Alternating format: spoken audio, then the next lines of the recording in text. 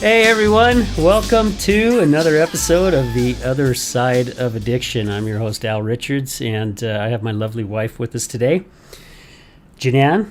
Hi. And I don't have to say your last name because everybody should already know that, right? Right. Hey, and we're doing some things different today, and I knew somebody that would be great for this show today, so I called my good brother, TJ Menlove, last night and said, hey, we've got this idea. We're going to change things up a little bit. Would you be in? And TJ, yeah, thank you for taking time out of your afternoon to come and spend it with us. You're welcome. One of the things I'm excited about is, as we've talked a little bit before, is this whole podcast is about empowering the listener. Yeah. No matter which side of addiction they're on, it's about empowerment. And so I'm excited to have this discussion and see how we can help facilitate that. Yeah, so am I.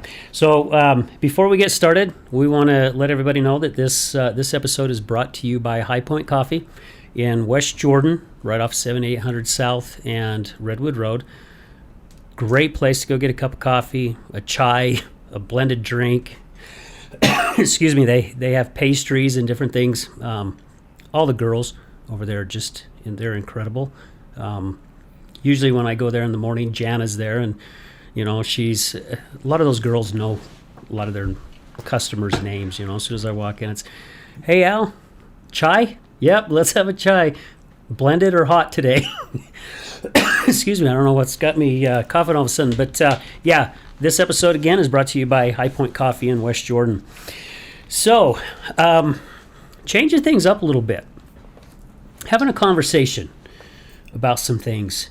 And I received a phone call last night from a really good friend of mine now. Just an awesome individual, awesome lady. But we were talking about some things, and the discussion about, is addiction a disease or not a disease? And we got into it, pretty deep. Not got into it as far as arguing with one another, because I don't think really good friends do that. We respect each other's opinions. A very healthy debate. It's a very healthy debate. Good way of putting it, TJ, yeah. So I'm like, oh my gosh, this is such a great topic. I would love to bring this up in the show. And hopefully some of the information that we're going to share will help some people, even people like myself who have been on the other side. Because when Jenann was in the depth of her addiction, I mean, how many times, babe, did I tell you, oh, just stop? I don't know. I can't even count. Yeah, more than you can count. Yeah, just stop. I don't get it. Why can't you just stop? Because I can have a drink and I can just stop. That's like telling a woman to calm down. You never do that. Just stop. Well, how the hell do we know? It caused about that kind of fight, too. Oh, it did. Yeah, it did. And again, it's because we don't understand. I've shared in a couple professional videos that I had done that addiction isn't a disease. It's a disease. I've said it's just like cancer or diabetes or heart disease, whatever it may be.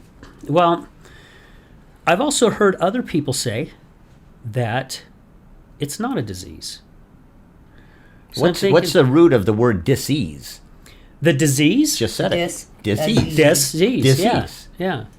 So, I mean, I just thought it would be a really, really good topic to see. And audience, please understand this. We're not picking one over the other, okay? You believe what you want to believe, because there are those that believe that it is, and there are those that believe that it's not. And it's okay. It's all right, I mean, everybody has their own beliefs, and if you look at the word belief, the word lie is in there. Mm-hmm. I mean, so all our beliefs, are they lies? I don't know. All our beliefs come from our experiences, from our conscious mindset, not our subconscious mindset, even from that standpoint. Yeah. Our subconscious doesn't know pain, doesn't know fear, doesn't know all that stuff. Right. Our conscious mind does. So all of our beliefs really come from what we've experienced or learned or heard or read. Been taught, yeah. And yet, is that actual truth? Maybe to you, because you've experienced that, but someone that hasn't experienced it, like I haven't experienced, I'm excited for this conversation today, I haven't experienced what you've gone through. Right. And you haven't experienced what I've gone through, but yet we can come to a common ground in understanding. And that's what I really want the listeners to really understand today, is that This is all about seeking understanding and making others feel heard, making them feel loved, and making them feel like we can now start to understand some of the principles. Until you're actually there, you're never going to understand it. But right. I think disease, you know, is alcoholism a disease? That's something that, without getting in arguments, I think people that listen to this ought to ask their significant other or other friends and just get their opinions and see what they think. Yeah. And they might have a little more change after we talk a little bit today. Yeah, it could be. I mean, really, it can be, because we had a show quite a while ago where they don't look at it as a disease. And the person was talking about, he was into drugs and drinking, and, you know, it's just how they're looking at it. And he explained a little bit why, you know. I mean, he made a comment of like somebody picking up a bag of jerky, and all of a sudden you're like, hey, wow, man, this jerky's pretty good. So does this person actually have a disease now, because now that guy's going and buying a bag of jerky every single day and eating jerky all day long? Did he just acquire a disease? You know, somebody that has alcoholism, you know, they picked up a drink, and for some, they're like, oh man, this is the greatest feeling I've ever had. And so they continued to drink every single day and all day long. There are those of us who could pick up a drink and go, I can take it or leave it, not even finish a drink. For someone that has an issue with alcohol, like, you know, with my wife, gosh, if I had a drink and I didn't finish it, it would probably drive you crazy, right? Yeah. So, I mean, is that part of the disease? I mean, I don't know. Again, let's just kind of shoot off of this and see where it goes. I think I'll start with that, and then I would like you to chime in. Okay. On this. You know, as I was doing my own little research on it, I don't necessarily think that alcoholism is a disease. My own personal thing. Okay. I think that it does cause a physical disease, because as you drink, as you do things, it changes your chemistry. And if your chemistry changes, your body's more acceptable to disease. For an example, I used to be in the medical field a while ago, and one of the things that has been learned and known is stress causes your blood to become more acidic. When it's more acidic, you're more susceptible to getting a disease. Right. Yeah, and that's true. And so does alcoholism cause it? Does eating jerky cause it? No, but if your DNA is different, or it changes your DNA, or it changes your chemistry, it can create a physical disease. That's my belief. That's my opinion. Yeah. That I've seen it. What's your thought, Jenann? Well, I believe that addiction is all three of the things that have been discussed on the show before. I believe it's disease. I believe it's DNA. And I believe that it can stem from how you grew up. But there's some people out there that don't believe it's a disease at all. There's some people out there that think it was just how they grew up. It messed with their brain. I don't know. Some people just say that it's genetic. I got it from my parents, you know, or whatever. But I believe in all three of them. I do believe, in theory, with what you're saying there too, is that we have certain DNA genes. Right. I know I have it because I did a blood test a long time ago. My uncle was an alcoholic. Mm-hmm. He passed away, liver failure, you know, all that stuff from drinking, from being an alcoholic. But I know that I have an addiction gene. I know that because there's certain things I do in life that if I do it too much, I can become addicted to that behavior. And I get different serotonins, different endorphins, different chemistry that goes on in my brain. And that's even not just counting alcoholism, not counting drugs, but even pornography. That's what most of the people get, is that certain gene. You know, me, I'm a golf addict, you know. Al knows this very well. But it's like I have to strive to always do better, and I'm craving to get out there, and even though I don't play so well, I'm still craving it. Because when I'm there, it releases the dopamine, the serotonin, all the things that I need, and I crave that. My gene that I have is that. So I agree with you on it. It is a combination of those things. And I'd have to elaborate off of that as well, because you hear people that, a lot of times when you go have a medical review, when you have to fill out the paperwork, they ask you, has anybody in your family have diabetes? Has anybody in your family had heart disease? Has anybody in your family had this or that or whatever it may be? And a lot of people that we've had on the show, a lot of guests that we've had on the show, they had addiction in their family. I mean, they did, whether it was their dad or their mother or an uncle or an aunt or a grandparent. So again, that's kind of another step, towards it. I mean, but we've had other guests on our show too. They never had any addiction in their family. No one in their family ever battled with drugs or alcohol, yet they were the ones that got, ended up with, got the gene with, and I know there are people who have the gene where, gosh, our good buddy Laban, he was addicted to pretty much everything. I mean, whatever it was, he took it on 100% and gave it 100%, But also when I've heard people that come on the show that don't look at it as a disease, I see their point as well.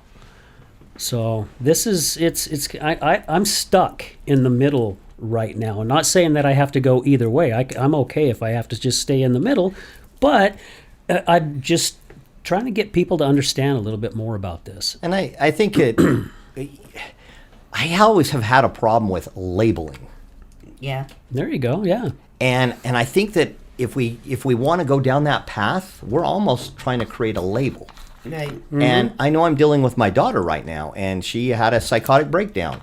And in this psychotic breakdown, they told her that she was schizoaffective disorder, and she had bipolar, and she's always said she's ADHD. And I said to her the other day, I said, that's just a label. It's your behaviors that are what we need to figure out how to help you with, not just your label. But I find that sometimes when we give someone that label, it gives them that strength and the power to behave or act a certain way. And I love that you brought that up, TJ, because in one of our podcasts, we had a gentleman on, and again, I don't want to say too much, but he brought up that a lot of people say in other rehabs and that you're going to relapse. You're just going to. Whatever the mind can believe and conceive, it will achieve. And he's like, we're giving them the okay to relapse. They're in a facility to get well, but yet we're already telling them, it's okay. It's okay if you relapse. So when they get out, what are they going to go do? As soon as life throws them a curveball, they're going to go, I'm going to relapse anyway, because that's what they told me. So whatever's at the forefront of the mind, that word, even if it's from the negative standpoint of saying, I don't want to relapse, I don't want to relapse, I don't relapse, your brain is hearing the word relapse. It's kind of like when I talked about mental mindset mastery before on another podcast we did. Yeah, which was a great podcast. The children, if we grew up telling our children, you're stupid, you're ugly, you're not going to matter, they're going to be just exactly what they'll you believe say. it. And so even on that side, if you say, hey, don't go out and drink, that's a positive. You're trying to do that, and I know that there's a lot of things around in our state that talk about parents empowered drinking and all that stuff, and I believe that. At the same time, have an open, honest communication with our kids about the pros and the cons about why to do it is one thing, other than just don't do this, or because rebellion, behavior, curiosity steps in. Right. Yeah, and I like that you said that. I think that's good because you're explaining exactly why they shouldn't do it instead of just saying don't do this. You're explaining to them why it's not a good idea to do it, and then giving them the option. Well, again, going back to what I talked about on the last podcast about communication, I had a statement I said that I created a while ago. Takes part of the Stephen Covey 7 Habits, but I've embellished it a little bit, and that is I always say have open, honest, direct communication with the anchor of seek to understand. Yeah. Before you seek to be understood, react judge or speak. Yeah. So if we can do that in all of our conversation with kids, with someone who is an addict, with someone who's not, in a relationship, in business, whatever, if you seek to understand before you seek to be understood, react, judge, or speak, you can now make them feel heard, understood, and loved. And that's really what I'm trying to say with even the kids, is that if you have an open communication about drinking with them, or drugs, or sex, or whatever, it doesn't matter what the outcome is. As long as you have that open conversation, you can start to influence in a positive way. Now they can make their choices and do what they need to do. After that, I mean, if they do something and they have an issue, they feel comfortable coming to you and talking to you about that issue. Yep. Yeah. Because you've opened the line of trust. Yep. Yeah. So. And that is so good, because Jenann and I was just talking about something that happened, oh my gosh, years and years ago with her son and I. And if I would have used those concepts that you just said, I think things would have turned out a heck of a lot differently. But instead I reacted, and I reacted in the wrong way, and not realizing it, but I damaged that relationship with this young man. And now I'm going back, and I've thought about it so much, and I'm like, why did I react that way? Why did I not just stop and think a little bit before? And I think because your goal wasn't to understand. That's exactly what it was. Your goal was the goal wasn't to you're going to do it react. this way, or you need to understand my point of view. Yeah. Your goal wasn't to understand. Yeah. And that's where a lot of this, with Jenann's addiction, that's really helped me grow a lot, because now instead of reacting so quickly, I finally got to a point after umpteen years and doing the same mistakes over and over, finally started to understand a little bit to where, why am I not giving it the opportunity to understand more about this? Why am I reacting? Because it was all about me. It had nothing to do with her, even though I was saying it did. But that's where I think we're society, even to this day. I mean, you bring up politics or COVID. Holy shit. Oh, I forgot my mask here today. I'm sorry. No, you're good. You're good. Okay. But, I mean, seriously, there are families that have split. There are friends that have been friends for years that are no longer friends, and it's because it's the different opinions. But we got to keep that open mind, I believe. And it's same with this, is it a disease or isn't it a disease? And if you choose to look at it one way or another, there's nothing wrong with that. I go back to my daughter, because this is something I'm newly experiencing. Even though I've been teaching this for a long time, it's even taken me a step back because of her explosive behavior she's having lately while we've been trying to work on meds. Well, is her schizophrenic disorder, is it a disease? Now we can start thinking about that. Are we, or what is it really? I mean, it's a mental illness. Yeah, mental illness can be a disease. Yeah. But it's from her DNA. She didn't do anything necessarily to contribute to that, where someone that's drinking or doing drugs have done something to contribute. Although I will say this, she did do something to contribute to it, which triggered possibly. And that was, a lot of her friends kept saying, you got anxiety? Just go right ahead and get some medical marijuana. And I'm open to medical marijuana. I'm open to the use of it. However, if you don't know your own DNA and you don't know how it's going to affect you, it can trigger something. And what the psychiatrists have told me, and the psychologist from her blood test, is her psychotic breakdown, where she was in the psychiatric hospital for 3 weeks, happened because she had smoked marijuana. It created a higher amount of dopamine, which is totally opposite of what she needs with schizophrenic and bipolar. She needs higher serotonin and lower dopamine. And this raises the dopamine, and it triggered her. So they said now, even if she does it now again, it will probably trigger those situations again. So even as safe as we hear, THC is and how it's working through, and all the all the stuff that they're trying to legalize, it still comes down to that fact of, we have to know our own bodies. We have Yeah. to know maybe what's going and yet I'm going to say that she would have never thought that through because she had anxiety and she was just trying to solve the problem. I don't think an alcoholic that became an alcoholic thought that through. They maybe were just social drinking, and then they had, correct me if I'm wrong, but then they had stress or they had something else that created, they just felt less than they needed to be. They wanted to feel better. And so they were doing that to kind of mask They put the Band-Aid on it, as we've said. the internal symptoms and the internal things that they're Right. feeling Yeah. emotionally. Yeah. Would that be correct? Yep. And then Right. because of that, because alcohol is an addictive substance, if you will, okay? And if the individual has the DNA of the addiction gene, those things meshing together only create Yeah. and blossom that challenge that they would have and that other family members would have in dealing with it. So I go back, is it really a disease? Yeah. Again, it's I don't know. Jeanann, I want to know, hear this. I mean, and This is just my belief too. I mean, I was taught a while ago, years ago, in a rehab, that there's certain things, 3 certain characteristics that you have to have in order to call something a disease. And the first one is some kind of, what did I say?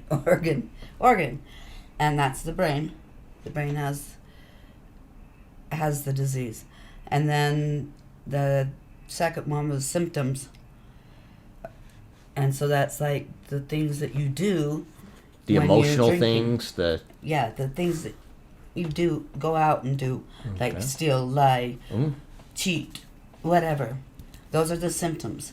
And then there was one other, and I can't remember what it was, but all of the things in alcoholism or addiction is characterized in those 3 things. And so I believe that it is a disease. So okay. And we've had JD, he's normally our co-host, and he's out due to a death in a family, but his family was just, littered riddled with it. with addiction. And he saw that, and he made the choice that I'm not touching anything, because if I do, I have a great, as have I, because of a that great reason. opportunity to be just like that. Because if my sister's that way, my mom's that way, my dad's that way, I got cousins that way, Stepdad. I mean, his odds were against him, so he chose just to stay away from it. And I know there are people who have, again, not had addiction in their family at all, and went to a party and decided to have a beer and loved the way the beer made them feel, and then they have the next beer, and before they know it, they're constantly drinking. Or they pop a pill and they love how it makes them feel, and they pop a couple more pills, so yeah. And something that I was reading was talking about what it does is, like, the brain likes the dopamine that you get from alcohol. And so for people that are addicts, it becomes like like the neural pathways change for them in their brain, and they get addicted to it. That's how it happens. And it made me think about, like, when I first started drinking. I was 15 years old when I started drinking, and that's because it was forced down my throat. And I felt that same way. I was like, I don't care what anybody thinks when I'm drinking. I don't feel like a piece of shit when I'm drinking. I don't feel like a loser or whatever. And so it was fun to do, but like when I started at 15, it was like so seldom. It was only when it was forced on me, or, I had a relationship. This was with my daughter's dad, and he's the one that forced it down my throat. And so then it's because he liked me looking at dirty magazines. And the only way I could do that is if I was drinking. To have alcohol in you. Yeah. Mm-hmm. And so it happened a few more times after that.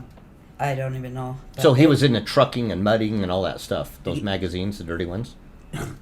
No, She's like, I don't know. Oh, not trucking and mudding. Okay, that's a different Yeah. dirty type of magazine. Okay, I just want to make sure I'm clear. Yeah, Oh, okay, it was I get it what was you're saying. guns and ammo. Okay, all right. And so, so it was just a few times that I drank. But then, when I met Al, it was like, well, before I met Al, after that relationship ended, I started drinking on the weekends. So I was a weekend alcoholic, so to speak. But I still didn't feel like I was addicted at that time. I didn't feel like... You didn't feel like you had a disease. Yeah, the I time. didn't feel like I had to have it. I enjoyed having it, but... Can you tell me any drinker or alcoholic that ever feels that? I don't know one.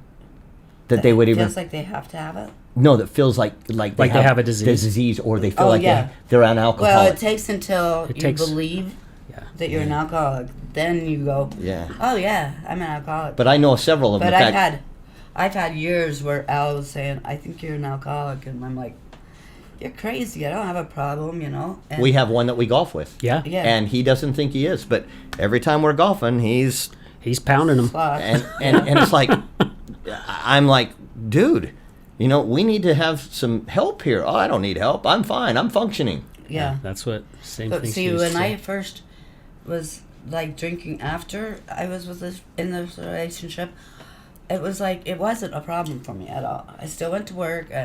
You still functioned. Yeah, it was fine. And then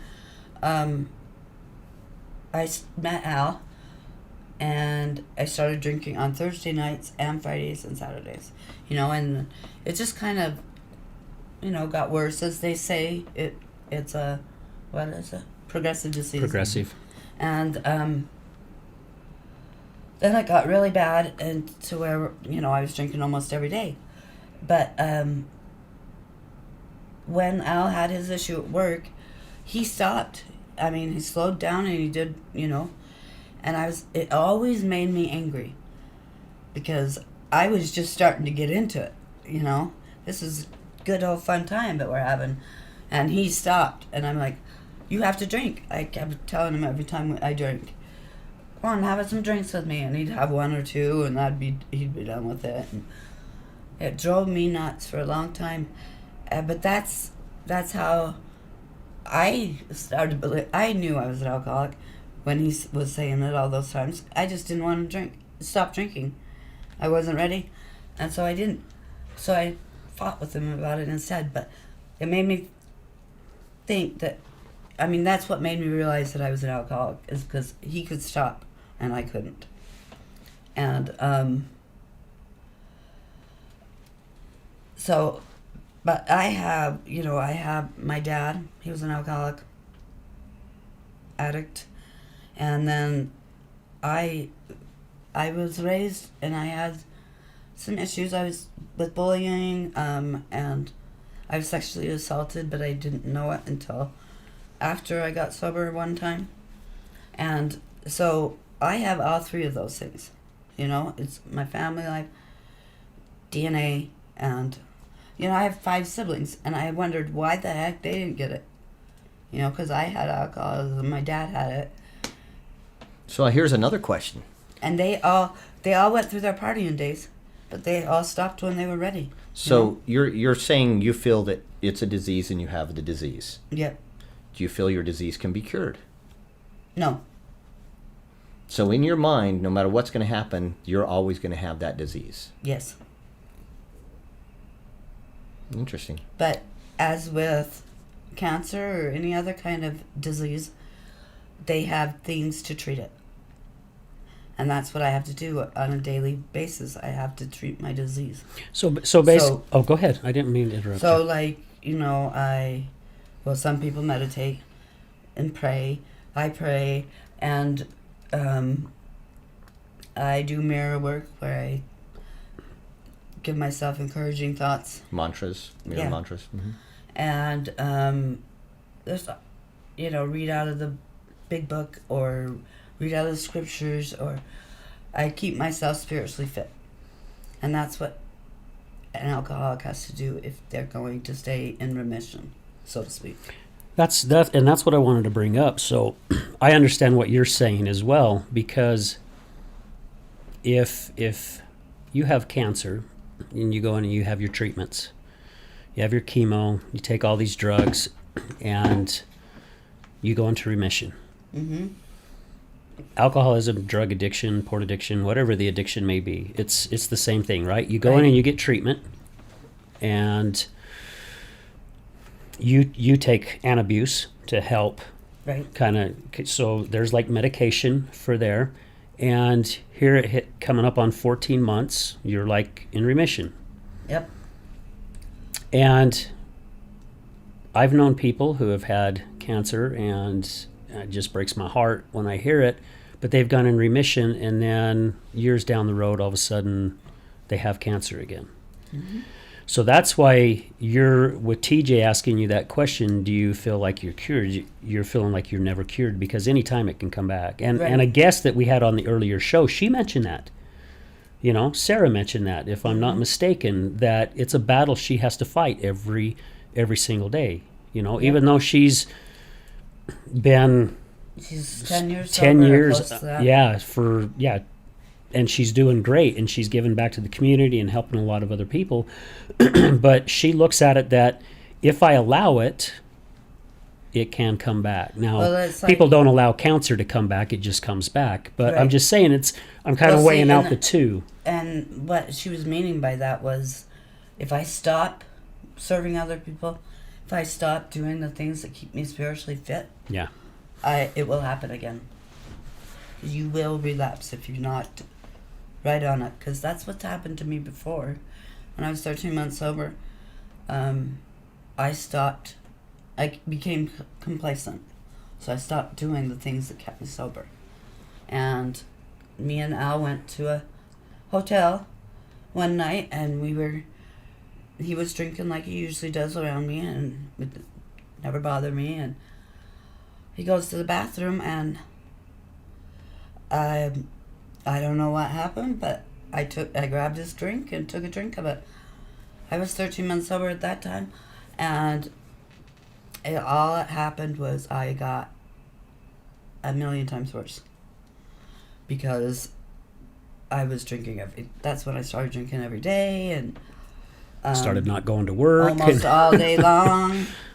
Yeah. And so that's how you have to keep yourself spiritually fit. I think it's been a great conversation.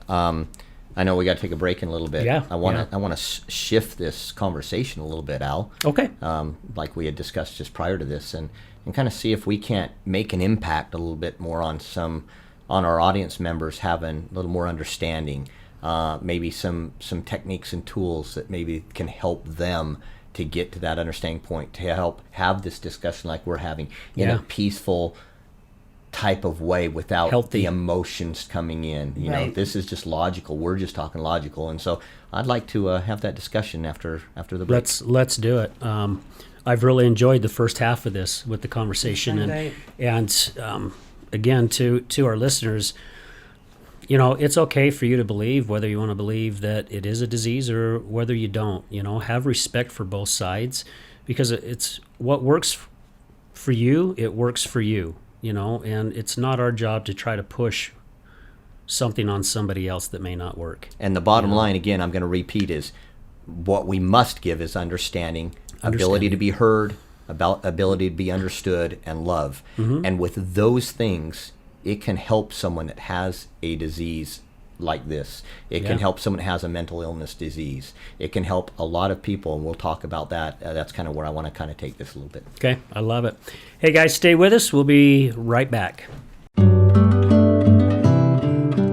Do you or a loved one or someone you know struggle with addiction? Have you lost hope, or are you struggling to make connections?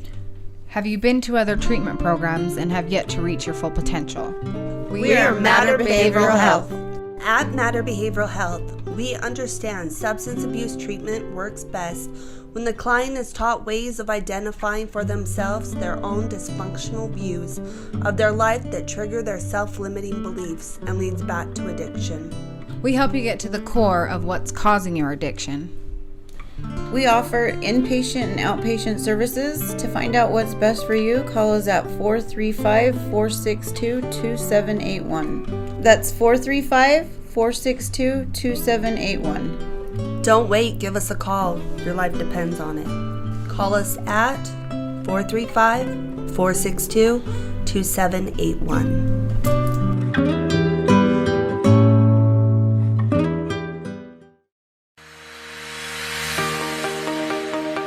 Have you ever been in a car accident? Do you know what to do after being in a car accident? Are the insurance companies going to take care of you? Hi, I'm attorney Rick Heaton with the Law Office of Bobby Udall. I will help you through the process and answer all of these questions. I give every single client my cell phone so they can talk to me whenever they need. Let me deal with the insurance company so you can focus on getting better from your injuries. Call me at 385-330-0226. Again, my cell phone number, 385-330-0226. Don't call the insurance company first. Call attorney Rick Heaton at 385-330-0226.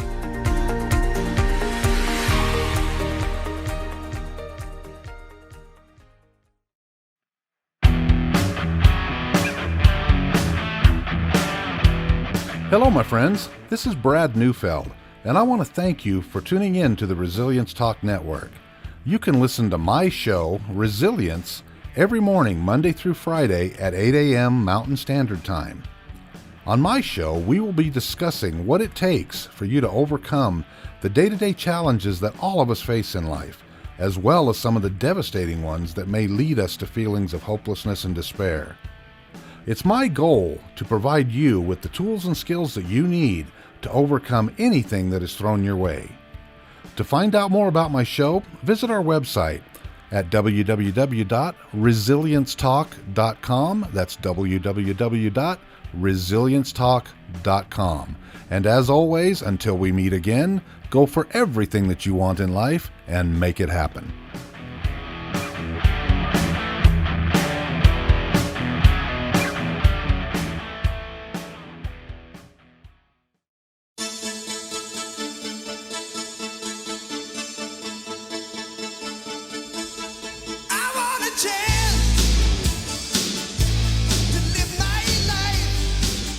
Hey everyone, welcome back to The Other Side of Addiction. Again, this episode is brought to you by High Point Coffee in West Jordan, 7800 South and Redwood. Highly recommend going in there and getting a cup of coffee or a tea. Man, first part of this show, I was really liking. I like this new little thing that we're trying here.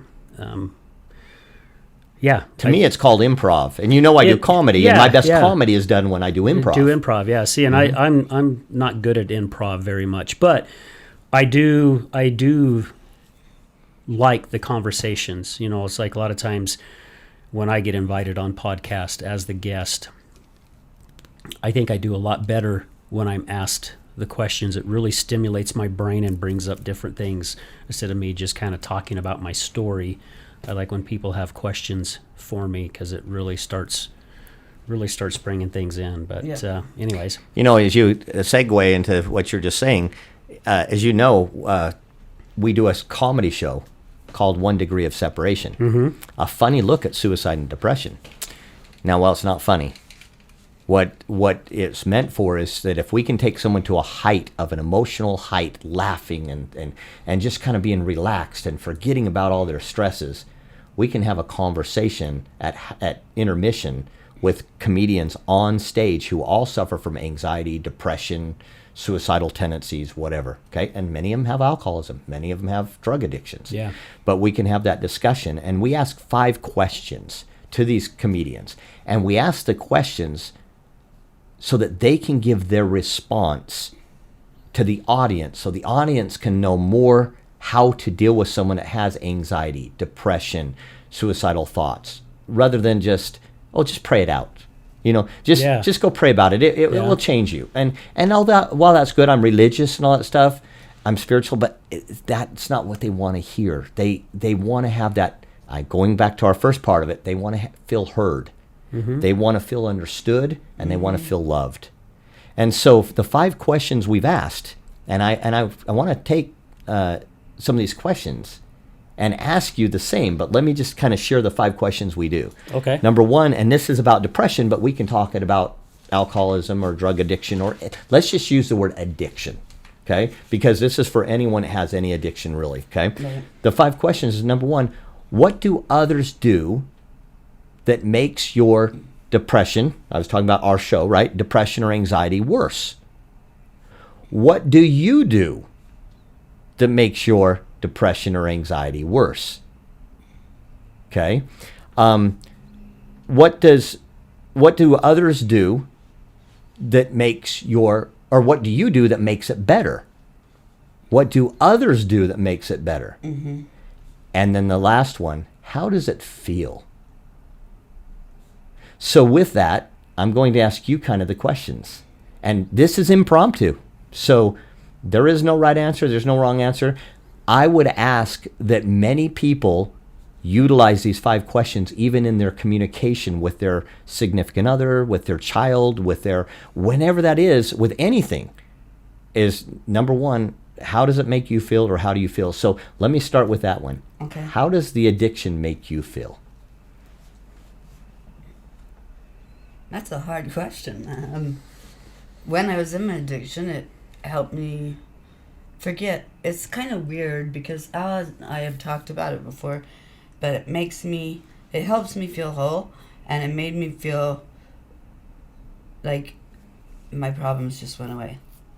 So I felt less stressed and just not worried about anything else. But at the same time,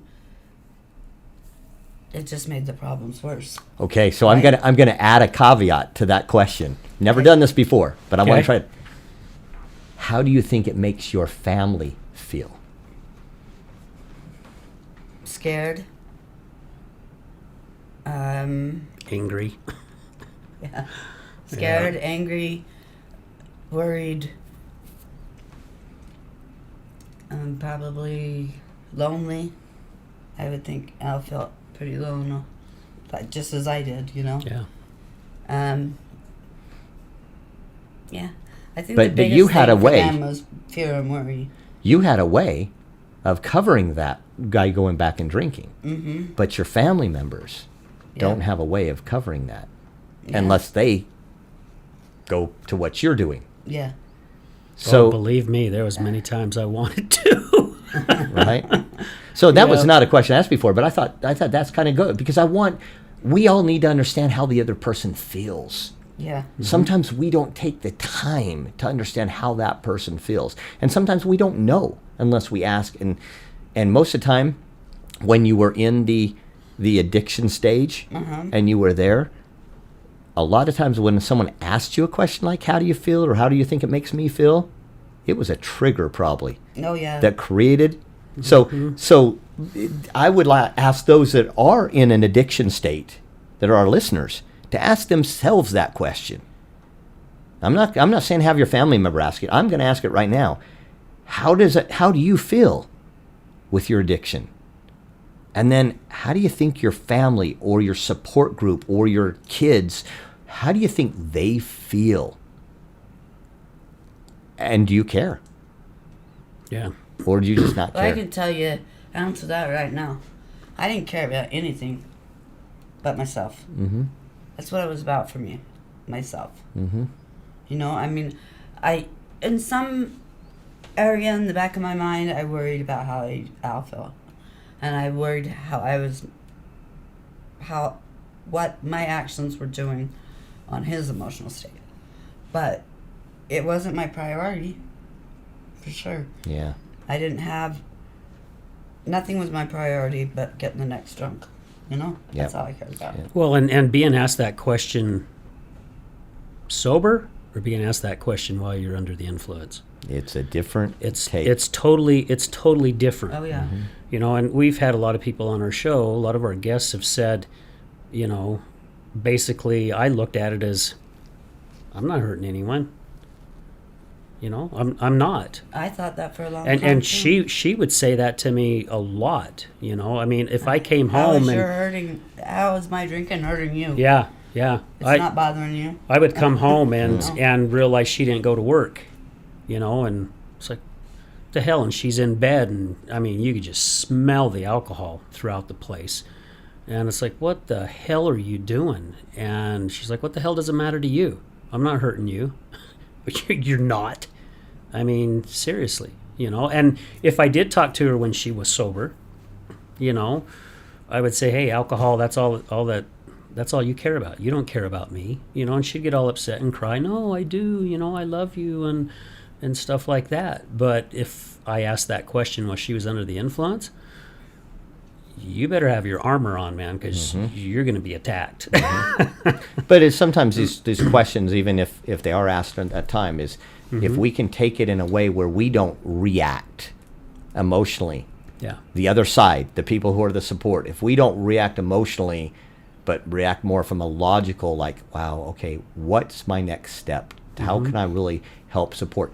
Bottom line, do they even want the help? Do they want the support? If not, that's when interventions take place. That's when, you know, rehabs take place from the interventions and all that stuff. Well, and that's where you got to learn how to walk away as yourself at times, you know, because it finally got to a point where after trying the same things over and over for years, which I've said many, many times, I just finally the definition of insanity, doing the same things over and over again, expecting different results. I just finally had to get off that hamster wheel and go, you know, I'm not getting back on this again, because we've done this. We've played this board game I don't know how many frickin' times. And what changed is she had her aha moment. Yeah. Well, and I had my aha moment as well. You know, a lot of the AA meetings and stuff that I went to, and even when she would be at rehab, and, you know, they talked about the addict having boundaries. And boundaries is great. I really agreed with what they were talking about, having their boundaries. I didn't realize I had boundaries I needed to set as well, you know, and that's where I think a lot of people, a lot of family members and loved ones, not meaning to, but that's where they enable. Yeah, they don't have the tough love as much as they have the enabling behavior, and that really is a destroyer. And you're just adding more fuel on the fire. Like I said, even realizing. I'm dealing with my daughter with her mental illness right now, or bipolar and her schizoaffective disorder and all that stuff, and I've even had to set boundaries, and that is so hard to do. I love her so much, but how much do I really love her? I love her so much that I've got to set boundaries, because she has to have that aha moment that she's not being enabled so that she can make those choices and decisions. Yeah. And if she doesn't, she still makes those choices and decisions, and they're hers. Yeah. So let's go to the next ones, because I think this is a good one, and that is, with your addiction, what do you do that makes it worse? When you're in the addictive situation, I know you've been sober now, and congratulations. Thank you. I'm so proud of you and what's gone on. But reverting back a little bit so that our listeners can understand from that side, what did you do during the addiction that would always make it worse? Not going to work, like Al said. Did going to work at the time, was that loss of an income that was helping the household, and did that affect the household? Oh, absolutely. So it did affect him, but in your mind, I'm not hurting you. Who am I hurting? Yeah. It was hurting both. Okay, so that didn't. Yeah, that. But that didn't even cross your mind, did it? That didn't happen until like 2017, and I'd already been in my addiction for a couple years by then. But, so going back to this question, what do you do that makes it worse? I not going to work, ending up losing my job, break the law, steal, lie, cheat, you know. Feeling guilty? Wasn't that one you told me once, feeling guilty? So what it happens with most alcoholics or addicts is that when they get sober for a certain amount of time, they get the shame and guilt going. Part of the grief process. The things that they have done to all the people that they love so much while they were in their addiction. And if they hold on to that, if I hold on to that, it's going to get me drunk again. It's going to give me relapse. And a lot of times that's why I couldn't stay sober, is because it was so painful for me to feel the feelings that I felt about how I treated my family and people I love. You know, that even goes hand in hand with people that my older son experiences as a cutter. You know, he had so much emotional, he'd rather cut and feel the physical pain because that will heal. But he never felt the emotional pain will ever heal. Now he's worked through that with mental health and psychology and stuff like that. But that's, I could see where that would come from within you.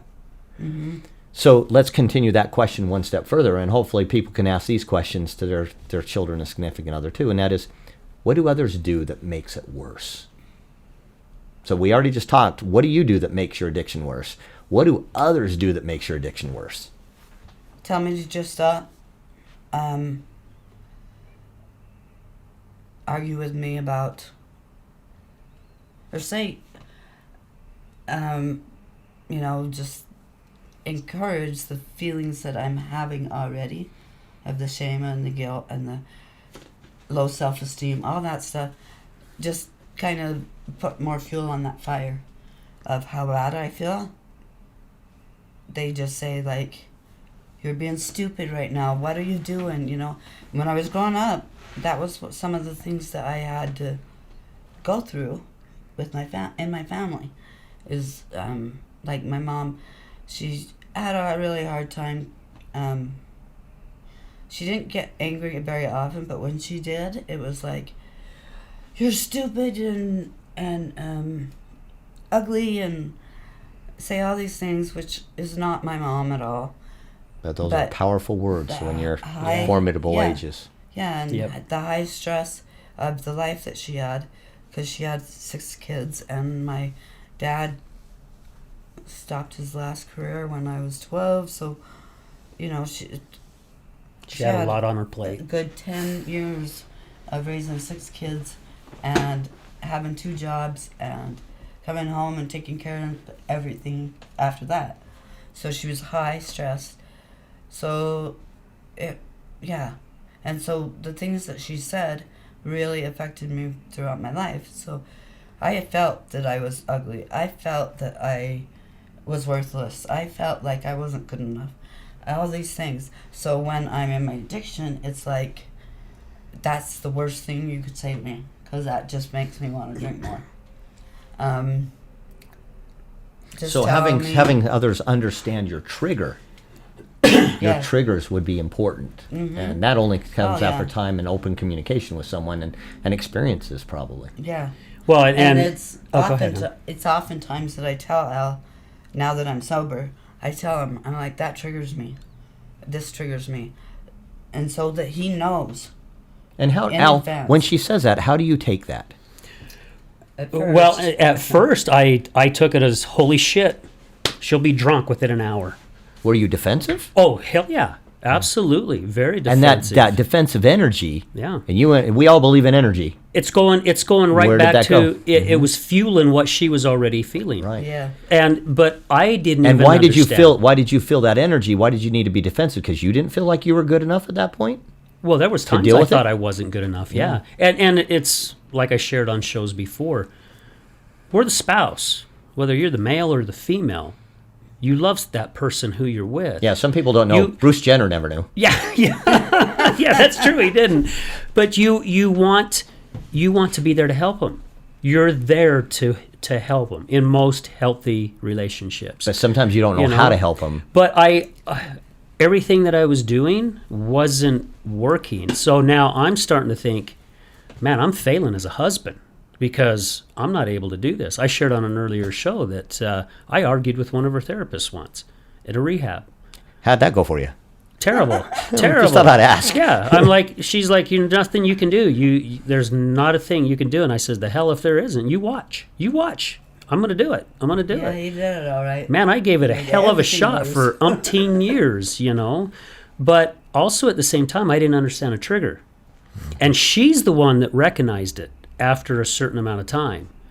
She started really watching my emotions. So, like, if we were driving by a place where we used to live, when she was in the depths of her addiction, and she goes, I don't like coming by here because it really gives me a trigger. And I'm going, oh, shit, I got to get the hell out of here as fast as I can because it's going to make her drink. And I didn't understand that the trigger was just what it is. What it is. It's just a trigger. Doesn't mean I have to choose to drink. It wasn't that feeling. And once I started understanding that, and she even brought it to my attention, she goes, "Don't you get triggers?" You know, and I started thinking about it, and I'm like, yeah. Oh, he You gets know? triggers. When we're on the golf course, I say, "What the hell shot was that?"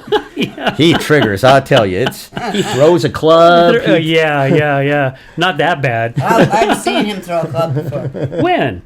Long time ago. Yeah, it was a long time ago.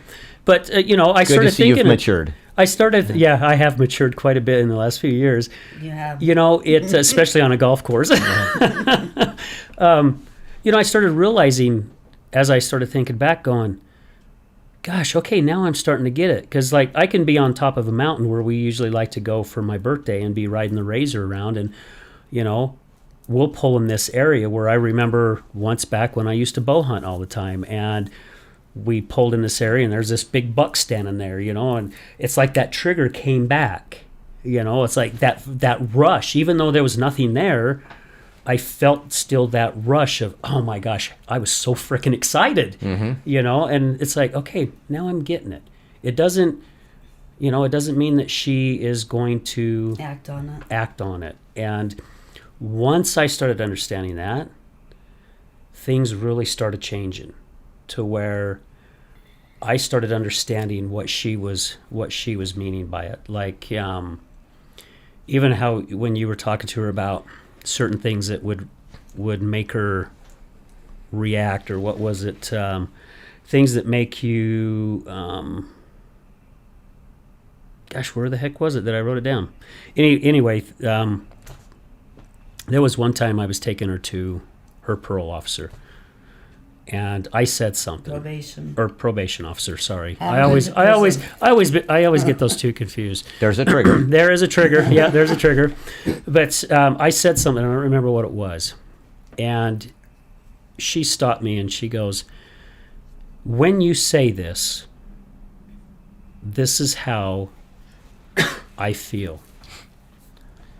And I finally learned to keep my mouth shut. As you said, she needed to be heard. I kept my frickin' mouth shut. And the only way she can be understood is if you stay quiet, so Yep. she can continue to tell you how she feels. So she, and she even told me, she goes, "I'm not saying this to hurt your feelings because this is not my intentions." And I let her say what she needed to say. And I went, okay, I get it. Now the old me, that frickin' wall would have came up right away, and I would have felt like she was attacking me, just like all the many times I said things that she thought I was attacking her. So yeah, it really started opening my eyes. And again, that's what's so cool about being where we have gotten. I mean, it took a lot of hell and a lot of turmoil and a lot of fighting and a lot of praying, and I mean, a lot of bullshit happened, but where it has put us now as individuals, and this is not stuff that's just helped with our relationship, this is stuff that's helped me with everyday life. With not reacting so quickly, because that's why that quote I use, seek to understand before you seek to be understood, react, judge, or speak, works in business, works in life, works in relationships. Yeah. All the way around. All the way around. So let's continue this, because we've talked about how you feel. We've talked about what you do that makes it worse, what other people does that makes it worse. What do you do that makes it better? Get sober. Okay. So you can have a clear thought process. Right. You still have the emotions, but you can think more logically. Present for my grandchildren, for people I love, and not just go to their soccer games and basketball games, but actually be present with them and actually talk to them and that energy that you exude to them, just like when we're talking about energy that Al gives to you in the negative way, that energy can come back in this positive way, because now they're feeling heard, they're feeling understood, they're feeling loved. Some people say if it's a negative, it's a vicious circle. Right. If it's the other way around, like I'm saying, people are being heard and understood and loved, it's a loving circle. Yeah. Yep. It's a gratitude circle. And love overpowers everything. Yep. And it's the same with my kids. I'm present there, and I don't argue with things that they say. I don't, I listen, I hear, and I try to help. Yeah, you don't have to judge. You can just hear. Yeah. Yeah. So, and that's I'm glad you brought up that word. I was a judgmental person when I drank, or when I was getting ready to relapse. Well, yeah, because you told me already Yeah. that you were selfish, and so selfish people become judgmental. Right. If it's not your way, it's the highway. And I didn't feel good about myself inside, so that's what we do when we don't feel good about ourselves. We try or put that on other people and say, oh, well, this is wrong with them, this is wrong with them. And you do that because you want your story that's been through your head so many times to be right. Yep. You want to show, see, my story's right. See, I told you so. Yep. That's There was not healthy. There was No. quite a few times where I knew she was getting ready to relapse, just because I of would that. start saying shit about Yeah. other people. We'd go to the store or something, and she'd look at somebody, and she'd start going off, and I'm thinking, "Uh-oh, it's turning. Here it comes." That's a You good know? that's a good thing to have an analysis as we're going through this podcast, because Yeah. there are those things. But I want to stay on the positive here for a minute, because we did already talk kind of about negatives. Right. But I'm glad you brought that. So what are the just- things again that you do that makes it better? And then the next question, you can go into it when you're ready, and just preface that you're going into that question. What do others do that makes it better for you? So praying, doing things that help, serving others, being on the Tribe of Giants. I have to say, I love Amazing people. Yes, I love them, and they are so positive, and it's helped me in the last year to become this positive person that I am today. And just those kinds of things, just being of service to other people, that gets you out of your own self, so you can't be selfish. It gets you out of your own mind, so you're not thinking about yourself all the time. And just having good, loving relationships, that makes me so happy. And getting those relationships back, making amends. It's amazing how good it feels when you make an amends with somebody, because you're not asking them for anything, nothing. And you're staying on your side of the street, and you're just making what you've done right. And it just feels so good inside. And, sometimes I cry, and that helps. Because it's like there's happy tears in there, because I never imagined my life could be as good as it is today. And it is.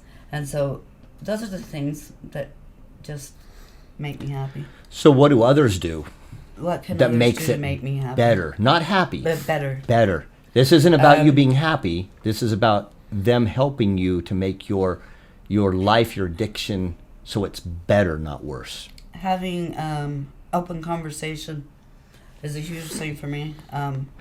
Not using I statements works really well for me, because it doesn't make me feel guilty. It doesn't make me feel like I did something wrong, because that's been one of my biggest issues most of my life. Is I've always felt like I've done something wrong. Feeling attacked. Can't do anything right is what it is. And Al, being an anal person that he is, Gee, babe, thanks for sharing that. I think most people that know you know that. Okay. They should, anyway. When we first got together, it was like, when we first moved in together, I would clean the kitchen counters, and he would go right behind me and clean them again. And it drove me so nuts that I stopped cleaning the house. I did laundry and went to work, and that's all I would do. Cook dinner. Yep. And he stepped up to do the other, which kind of created a good. Yeah. Yeah. It ended up working out. But now I clean, and he knows not to, if he sees something, well, he does clean up after me still, but he doesn't I don't make comments and make me feel like I'm wrong again, or I did something wrong. And he's really gotten really good with that, so I would say the open communication makes me really happy. And put the past where it belongs. Once I've done an amends to somebody or whatever, the past needs to stay back there because I can't keep living in the past. So that's helpful. Sometimes I still struggle with that with my daughter, but that's because of her mental health issues. And I just kind of say, I don't want to talk about this. Unless we're going to go to a therapist together, I don't want to talk about it. Mm-hmm. And then,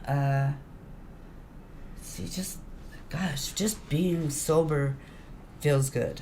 And so having people take me places and do things with me, like going to meetings, or if I want to go up in the mountains for a day or whatever, those kinds of things.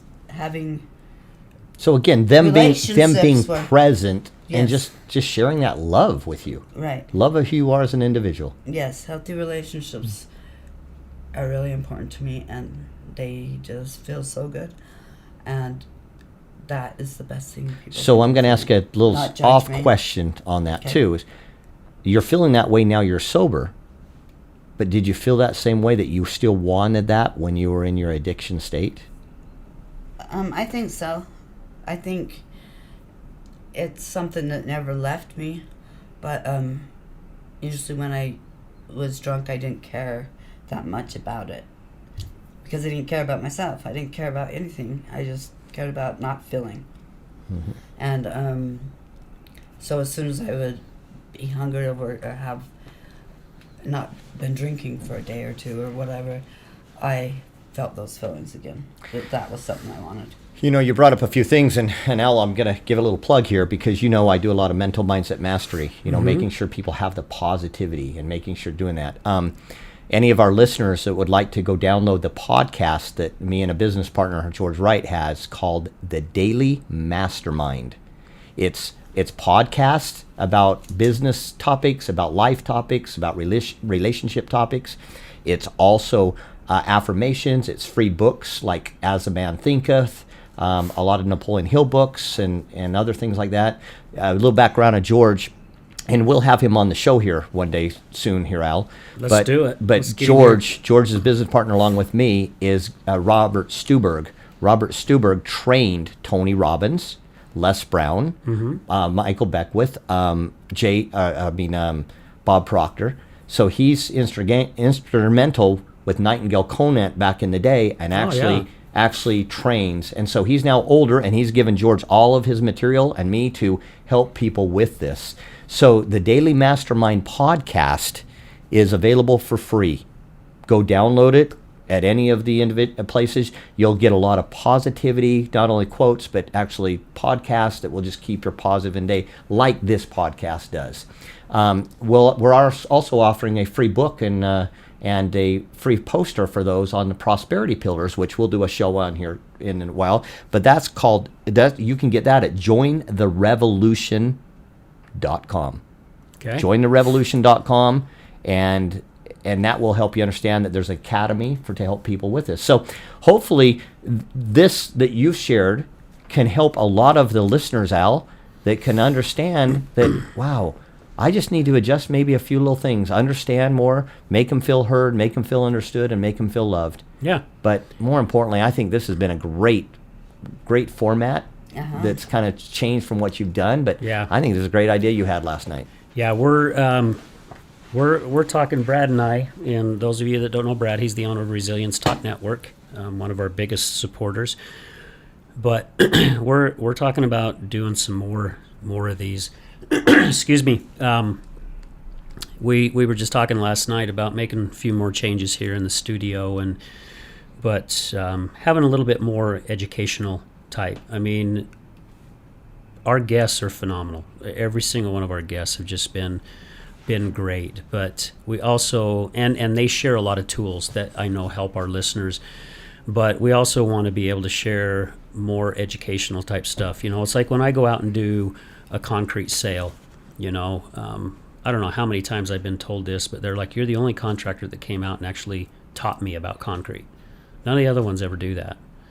And it's because we want people to understand what the process is. We want people to understand concrete's just not concrete. We look at it like it's concrete. It's just something hard, and it sits there and we drive on it or walk on it. But there's a lot that happens with your concrete throughout the day. They can't say you didn't help because it's not asphalt. Yeah, it's definitely not asphalt. It's not your fault, Al. Yeah, it's not my fault. Because if they It's asked me about concrete. asphalt, I'd be It's like, concrete. call up asphalt materials. They could do it. But, and we want to see more of that here on the show. And it's really good. What you came up with today, TJ, here in the second half, very, very educational. I had a chance for even Jenann to share a little bit more about her. And, I kind of elaborated on a little bit. And thank you for being raw. Thank you for Yeah, being for opening vulnerable. up. I believe that's what you have to do in order to affect others. Yeah. And that's one thing where this podcast has helped the both of us. I mean, it really has. I remember when we first started this, and gosh, we're coming up on close on a year already. But Jenann was still she was coming out, she was sober, but she was still had that addictive type mindset. And she's like, the only reason why you're doing this podcast is to make me look like shit. Like, I'm the one that did everything wrong, and just going on and on and on and on. When it really wasn't about her. It was about helping the other side. Yeah, it was helping the other side. And I could see where she was coming from with it, because I would bring up stuff that happened. But at the same time, I was also saying a lot of the stuff that I did wrong. It just wasn't all on her. And once her mindset started kind of changing, and matter of fact, she came in the studio one day. I don't remember who our guest was, but it was a great guest. And she came in here and she was sitting in a chair and she was listening to the podcast. And we're on our way home, and she's like, I changed my thought. All over the place. Yeah. 90 degrees. 90 degrees. I mean, a complete 360. She's like, I love everything that you are doing, and you have my support 100%. Wow. And what edification. That's amazing. That made me feel, I got tears coming up in my eyes just thinking about it, because that made me feel so good that she was finally starting to see the purpose behind it. Had nothing to do with her. Oh, it had everything. Well, it did, because, yeah. Now what I say to him all the time is, you wouldn't even be doing this podcast if it wasn't for me. If it wasn't for my addiction. And she's right. She's right, because I would have never thought of doing it. But, and having this show and having the guests that we have on this show. And it wouldn't have helped so many people as it is now. Yeah. So helping us I don't want understand. to say thank you for your addiction, because, that's, but I'm good thank with you that. for your experience that we could springboard off to really help those out there now. Thank you. Yeah, and that's that's what this show's all about. Now, you know what that means. There's a lot on your shoulders. Yeah. You have to now stay good, strong, sober, because everyone out there in podcast land is expecting that as well. Yep. Oh, yeah. Not just you. So you've got a lot of energy behind you. You got a lot of strength and support. The Giants, yes, so. Yeah. Yep. Yeah, she gets a ton of support. When I put on there that she hit her 12 months, oh my gosh, the reaction we were getting on Facebook was just incredible. And she was even looking at it. She's like, I don't even know these people. Most of them, I don't even know. But it was the support that she was getting that it was so cool to see, And again, sometimes we never know. The people that are giving support, we never know what they're going through. Oh yeah. Right. That they may be giving you support because they wish they could do that themselves, and they're not there yet. Well, let me. I'll spin off of that. Maybe that's another podcast. We've had, I would say at least a half a dozen people contact me in social media and through Messenger and say, hey, I've been listening to your podcast, and this is my story. And we've had a few of them on the show, and we've got some scheduled to be on the show. We just did some shows on Tuesday that had to be rescheduled, and the gentleman that was on the show never shared his story ever. Well, I would love to co-host Came any on of the these show and when you came have on. some of those. If you ever invite me Yeah, back. yeah. Love that. No, we'll invite you back because I always like to have special co-hosts come on. Oh, I'm you know. special. I have this little bus that I drive and all that stuff he's definitely Special bus. he's definitely special. That's why when we golf, he always tees from the red boxes because he's so special. We give him the extra yardage. But guys, Game on. yeah, game on. I really hope you guys enjoyed today's show. I think it was great. I know I did. Yeah. And Good. I we're do gonna too. see more of this, or you guys are gonna see more of this. We're just kind of working out some things. And but I would ask those that are listening to this, share it. Oh, yeah. I tell you, I share it all the time. I did something the last couple of days, and I'm sharing with this one gentleman, and he goes, "Oh, well, I started drinking at 13. I was an alcoholic." I said, "You need to hear this podcast." Yeah. And he goes, "Yes, I do." So we never know. Just share it with people because it's not just about alcoholics. It's about any addiction. Any addiction. And I will tell you, just like the 1 Degree of Separation comedy show about suicide and depression, we could call this 1 Degree of Separation podcast because you either know someone or they know someone that's addicted. Oh, yeah. In some sort of an addiction or has been that's affected their family, their loved ones, or that individual. So Yep. share it because I can't tell you enough. And so the best way for them to find the podcast to share if they're not already doing it is YouTube, Al? Or Yeah, where I mean, is it? they can find us on all platforms. You know, we're on all the major platforms. We're still having issues with Apple Pod. That is the only one that we've had issues. But YouTube, Podbean, Pandora, Spotify. You can find it on at Mr. Al Richards. That goes to kind of like the addiction Facebook page. You can find it on my own personal Facebook page. And mine too. Al Richards. You can find it under Jenann Richards. But we do ask that if you do go to YouTube, we are building our subscribers. So go into YouTube and just look up The Other Side of Addiction and hit subscribe. And we're just shocked how fast we're growing. And it's just great because it's people like you, TJ, who go out there and share it with others. And again, you never know who's going to need this. You will be shocked how many people out there have battled or are battling. And again, this is both sides. You know, I just got a phone call a week ago from a gal that called up and her sister's battling addiction, and she just called up just bawling.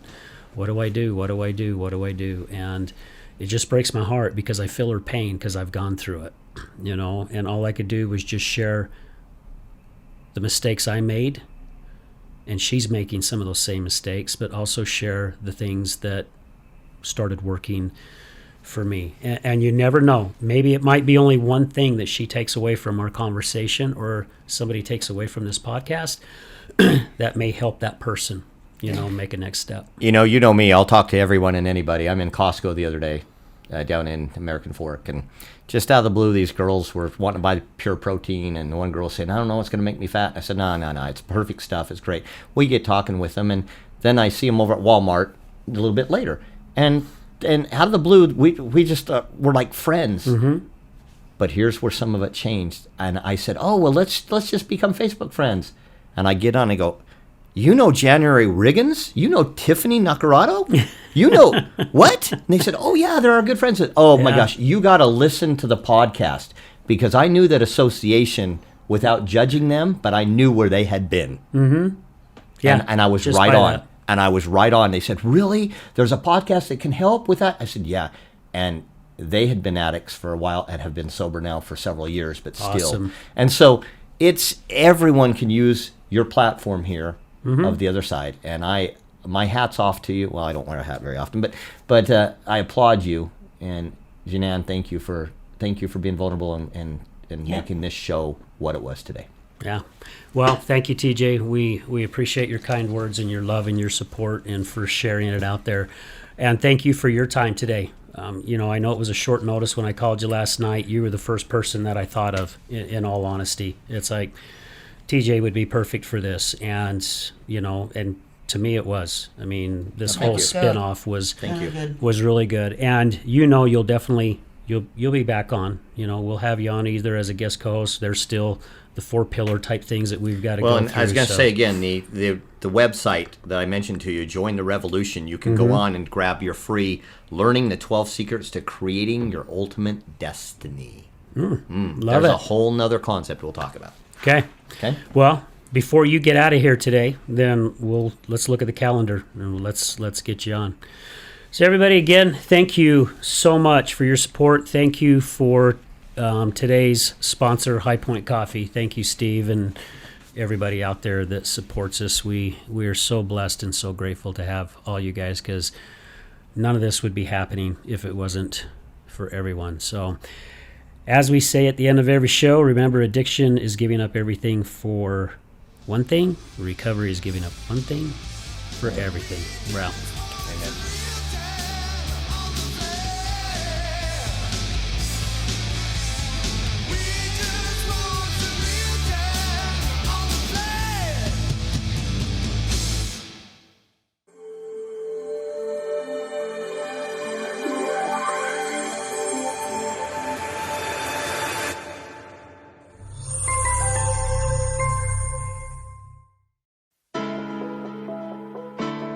Good morning, this is Leticia with Computer Hospital. We are your computer repair experts for both PC and Mac. We are your community resource for all of your computer repair needs. What makes us different is that we want to fix your computer. We also do free diagnostics. We charge a flat rate labor, which means that you won't pay by the hour. All of our computer repair is done in-house with a fast turnaround time, and same-day service is also available. Feel free to stop by anytime without an appointment. We're located in Sandy at 8721 South State Street. Again, that's 8721 South State Street, or call us at 801-987-3993. Again, that's 801-987-3993. This is Leticia with Computer Hospital, and we look forward to seeing you soon.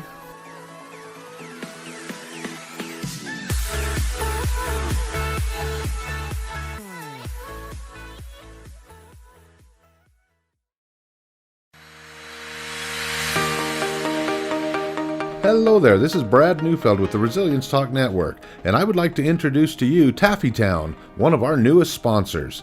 Let me introduce you to Derek. Hi, I'm Derek from Taffy Town. We're proud sponsors of the Other Side of Addiction podcast.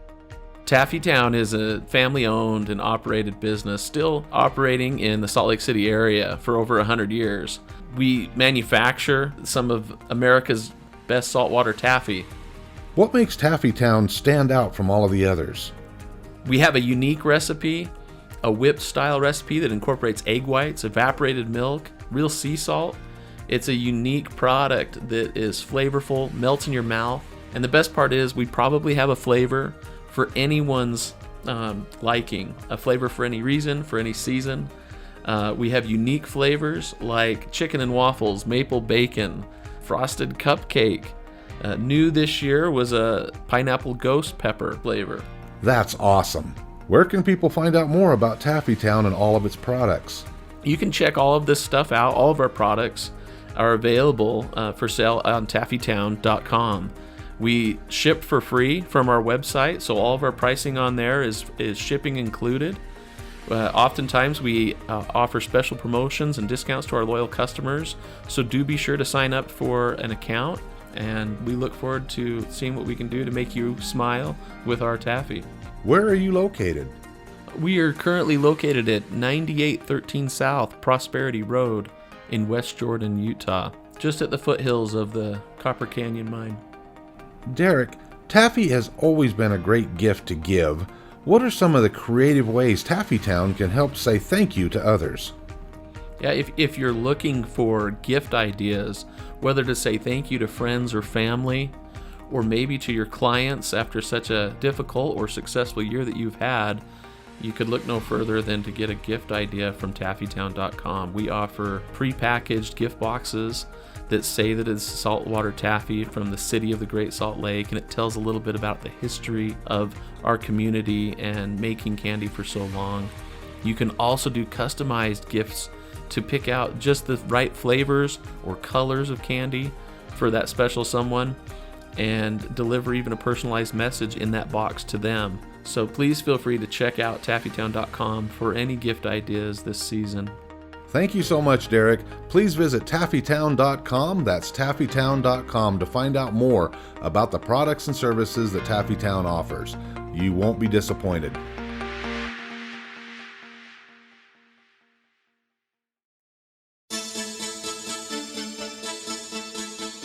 Do you know someone who's gambling with death due to an addiction? Do you know someone whose life is being turned upside down due to a loved one that's battling with addiction? Hi, I'm Al Richards. I am the host of the Other Side of Addiction podcast. I started the podcast due to my wife's battle with alcohol. Let's just say I became addicted to her addiction. Our podcast is helping people understand a little more about those who have battled addiction and those who are hurting from their addiction. Through raw vulnerability, we share stories that help uncover the root causes of addiction. Shame felt on both sides, matter of the conscious and subconscious mind, continued beliefs, and often confusing paths of recovery. We collaborate with real people and their stories, as well as licensed professionals, to help our audience gain a better understanding of addiction. You can find us on Resilience Talk Network. You can also find us on Facebook at Mr. Al Richards. That's Facebook at Mr. Al Richards. You can also find us on YouTube. Just look up the Other Side of Addiction podcast.